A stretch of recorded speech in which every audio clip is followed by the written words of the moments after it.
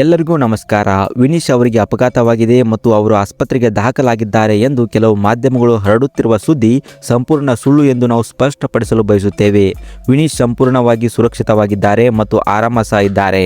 ಅವರು ವಾಹನ ಚಲಾಯಿಸುತ್ತಿರಲಿಲ್ಲ. ಎಂದಿನಂತೆ ನಮ್ಮ ಚಾಲಕರೇ ಗಾಡಿಯನ್ನು ಓಡಿಸುತ್ತಿದ್ದರು. ಬೆಂಗಳೂರಿನ ಟ್ರಾಫಿಕ್ನಲ್ಲಿ ಸಾಮಾನ್ಯ ರಸ್ತೆ ಘಟನೆಯೊಂದು ನಡೆದಿದೆಯಷ್ಟೇ. ಇದರಲ್ಲಿ ಭಾಗಿಯಾಗಿದ್ದ ಇನ್ನೊಂದು ಕಡೆಯವರು ತಮ್ಮ ತಪ್ಪನ್ನು ಒಪ್ಪಿಕೊಂಡು ಕ್ಷಮೆಯನ್ನು ಸಹ ಕೇಳಿದ್ದಾರೆ. ವಿನೀಶ್ ಕೇವಲ ಬೈಕ್ನಲ್ಲಿದ್ದ. ಜನರು ಸುರಕ್ಷಿತವಾಗಿದ್ದಾರೆ ಎಂದು ಖಚಿತಪಡಿಸಿಕೊಳ್ಳಲು ವಾಹನದಿಂದ ಕೆಳಗಿಳಿದ. ದುರದೃಷ್ಟವಶಾತ್ ಆ ಕೆಲವು ಕ್ಷಣಗಳ ದೃಶ್ಯಗಳನ್ನು ತಪ್ಪಾಗಿ ಅರ್ಥೈಸಿ ಸಂಪೂರ್ಣವಾಗಿ ದಾರಿ ತಪ್ಪಿಸುವ ರೀತಿಯಲ್ಲಿ ಬಿಂಬಿಸಲಾಗಿದೆ. ಒಂದು ಕುಟುಂಬವಾಗಿ ನಾವು ಕಷ್ಟದ ಸಮಯವನ್ನು ಎದುರಿಸುತ್ತಿದ್ದೇವೆ. ಇಂಥ ದೃಢೀಕರಿಸಿದ ಮತ್ತು ಅತಿರಂಜಿತ ಸುದ್ದಿಗಳನ್ನು ನಮ್ಮ ನೋವು ಮತ್ತು ಆತಂಕವನ್ನು ಮತ್ತಷ್ಟು ಹೆಚ್ಚಿಸುತ್ತವೆ. ವ್ಯಕ್ತಿಗಳಿಗೆ ಮತ್ತು ಅವರ ಕುಟುಂಬಗಳಿಗೆ ಅನಗತ್ಯ ತೊಂದರೆ ಉಂಟು ಮಾಡುವ ಮಾಹಿತಿಯನ್ನು ಪ್ರಕಟಿಸುವ ಅಥವಾ ಬಿತ್ತರಿಸುವ ಮುನ್ನ ದಯವಿಟ್ಟು ಸತ್ಯಾಸತ್ಯತೆಯನ್ನು ಪರಿಶೀಲಿಸಬೇಕಾಗಿ ನಾವು ಎಲ್ಲರಲ್ಲೂ ವಿಶೇಷವಾಗಿ ಮಾಧ್ಯಮ ಸಂಸ್ಥೆಗಳಲ್ಲಿ ವಿನಂತಿಸುತ್ತೇವೆ.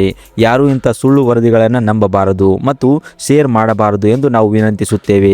ನಿಮ್ಮ ತಿಳುವಳಿಕೆ ಮತ್ತು ಬೆಂಬಲಕ್ಕೆ ಧನ್ಯವಾದಗಳು. ವಿಜಯಲಕ್ಷ್ಮಿ ದರ್ಶನ್ ಅಂತ ದರ್ಶನ್ ಅವರ ಪತ್ನಿ ಈ ಒಂದು ಸ್ಟೇಟ್ಮೆಂಟನ್ನು ಹಂಚಿಕೊಂಡಿದ್ದಾರೆ. ಇದರ ಬಗ್ಗೆ ನಿಮ್ಮ ಅನಿಸಿಕೆ ಅಭಿಪ್ರಾಯವನ್ನು ತಪ್ಪದೆ ಕಮೆಂಟ್ ಮಾಡಿ.